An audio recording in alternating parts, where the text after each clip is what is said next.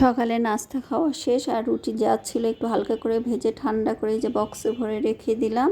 আর রুটিটা লাগে রাতেও আবার খাবে, আবার সকালে থাকলে দুই একটা ভেজে দিতে ভালো হয়, আমার নাস্তা করতে দেরি হয়ে যায়। তো আজকে আকাশটা অনেক সুন্দর। আসসালামু আলাইকুম, কেমন আছেন সবাই? আমরা আলহামদুলিল্লাহ ভালো আছি। আজকে আকাশটা অনেক পরিষ্কার, আর আকাশের সাথে মনেরও সম্পর্ক আছে। আর যেহেতু রোদ আর সব কিছু কাজ করেও শান্তি, আর আমার তো কাজেরই চিন্তা। আর এই তো অফিস যাওয়ার আগে বাজার করে গেছিলো, মানে মাছগুলো কিনে দিয়ে গেছিলো, আর আমি এগুলো ঘরটর পরিষ্কার করে নিলাম, ঝাড়িয়ে ঝুড়িয়ে তো মাছ দিতে চলে আসলাম। আর এই মাছটা খালা দিয়ে কাটাবো, অন্য সময় কাটিয়ে নিয়ে আসে, আজকে তাড়াহুড়ো ছিল দেখে কাটতে টাইম লাগবে দেখে আজ তো নিয়ে আসছে।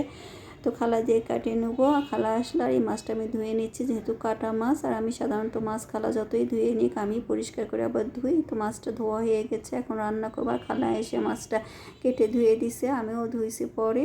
আর কচুরমুখিটা কেটে নিছি, আজকে কচুরমুখি দিয়ে মাছ ঝোল করব। আর কচুর সময় কচু যে কোনো কচুই ভালো লাগে খেতে, আর ইলিশ মাছই তো কচুর জন্য পারফেক্ট। আর ইলিশ মাছ দিয়ে কচু খাওয়া মানে স্বপ্ন, কারণ যে একদিন দুই দিন একটু ইলিশ মাছ খাই সেটা ভুনা সরিষা বাটা খেতেই ভালো লাগে, সবজি দিয়ে আর খাওয়ার ইচ্ছা হয় না। তো ওই জন্যই খাওয়া হয় না। ছোটোবেলা থেকে আমরা কচু মানে ইলিশ মাছ ভাবতাম, যে কোনো কচু, পাতা কচু, লম্বা কচু, কচুর মুখী, কচুর গুঁড়া, সব যেটা দিয়ে আপনি ইলিশ মাছের কাটা কুটা বলেন, ইলিশ মাছের যে কোনো তরকারি, ঘন্ট, ভাজি, সব কিছু মজা লাগতো। আর চিংড়ি মাছ তো এই তো, কিন্তু এখন তো আর ইলিশ মাছ দিয়ে সবজি খাওয়াই হয় না, আর খেলেও ভালো লাগে না। মনে হয় যে এই দুই একটা খাবো, একটু ভুনা করে কিংবা সরিষা বাটা কিংবা পেঁয়াজও করেই খাই। তো কচুটা কষিয়ে নিলাম মশলা টশলা দিয়ে। আর এভাবে কিন্তু ইলিশ মাছ রান্না করলে দারুণ মজা লাগে, কচুর মুখির সাথে ইলিশ মাছটা খুব সুন্দর যায়।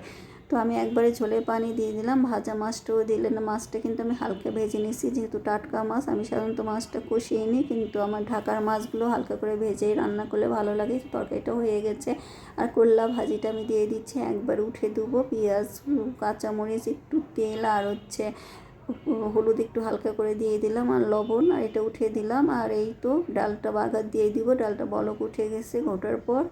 আর এই তো পাঁচফোড়ন দিয়ে বাগার দিয়ে দিলাম, আর পাঁচফোড়ন ছাড়া তো আমাদের ডাল কেউ পছন্দই করে না। এই তো দিয়ে দিলাম পাঁচফোড়ন। আর খাওয়া দাওয়া শেষ, মাগরিবের আজান দিচ্ছে। ওই বারান্দার গাছগুলো দেখেন, আমার নীলকণ্ঠ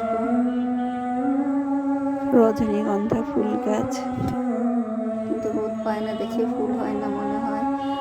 তার এদিকেও একটা আছে। আর এই তো এই গাছটা সেদিন নিয়ে আসছে, এটা লাগাইছে, এই পাশে রাখছে।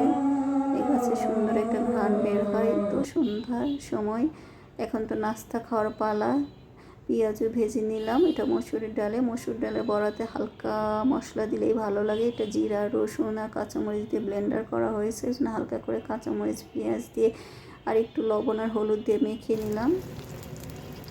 এই তো ভেজে নিচ্ছি এখন, একবারে দিয়ে দেবো বেশি করে তেলের মধ্যে, তাহলে মুচমুচে হবে। দিয়ে দিলাম একবারে, দিয়ে ভেজে নিলাম। আর এদিকে আমি চিপসও বের করে রাখছি, আজকে কোটাতে যা ছিল সব বের করে রোদে দিছি। আজকে রোদটা সুন্দর ছিল, এই জন্যে মশলা টশলা যা ছিল সব কিছু রোদে দিছি। প্রতিদিনই কিছু না কিছু বাড়তি কাজ থাকে। আর এই তো পেঁয়াজও ভাজা হয়ে গেছে। এটা আমি বাড়ি থেকে নিয়ে আসছিলাম, আমার ননদের বাড়ি থেকে মেলা হয়েছিল, সেখান থেকে কিনে আনছিলাম। তো মনে ছিল না, তারপর কোটার মধ্যে দেখে এটা আছে, তো এটা একটু রোদে দিয়ে তো ভাজলাম, ভালো লাগছে খেতে অনেক দিন পর। আর এই তো আপনার ভাই অফিস থেকে আসছে, তো শসা ছিল, শসাটা কেটে নিল। এদিকে কাঁচামরিচ আর পেঁয়াজটাও কেটে নিল। এদিকে চা বানিয়ে নিলাম, আর চা তো দুটাতে চিনি ছাড়া, আর তিনটাতে চিনি সহ, আর একটাতে জিরো গেল। ওইটা দেখেন নতুন আসছে। এই বড়িটা তো ভালো থাকবেন, আল্লাহ হাফেজ।